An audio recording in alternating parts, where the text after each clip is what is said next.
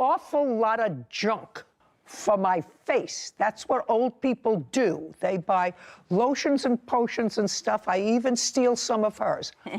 And I have plenty of dough. I have never, ever in my life spent $600 on eye cream. Ever. And so if she spent $600 on eye cream, that means she could have bathed in all the other products and you still would have made money. She is going to get her money back for this worthless piece of accessory, because it's worthless to her because she hasn't used it and she doesn't want it. And she's going to get it back from you when she produces the sealed package. That's it. And you're her witness? Yes.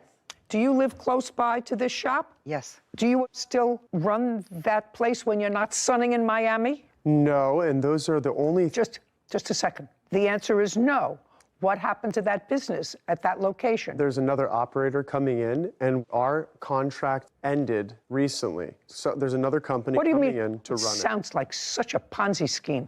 The whole thing sounds like such a Ponzi scheme. No, it's called COVID. Judgment for the plaintiff in the amount of $8,000 when she produces the sealed item. Thank you very much. We're done here. This court is adjourned. Eric, then Linda.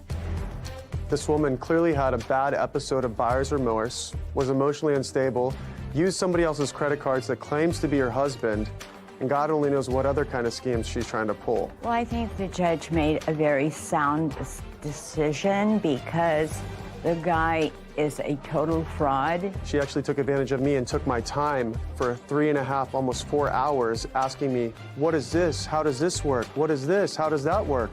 And I literally used all these products that she purchased and got to see results from that she was happy with when she left. Absolutely manipulated me, went out of his way to manipulate me. Well, she opened it in the store, so if she does return it, she'll have to seal it again with some kind of plastic sealer like they use like for those old VHS tapes when they used to seal them after you watched them from Hollywood Video. Beware, because there's a lot of frauds out there. I stand by my products. The product is intact. Sarah and Judy. For once in my life, I am so glad that when I'm walking on the street, and we've encountered these people in our walks just around, like you said, around our neighborhood, for my resting bitch face.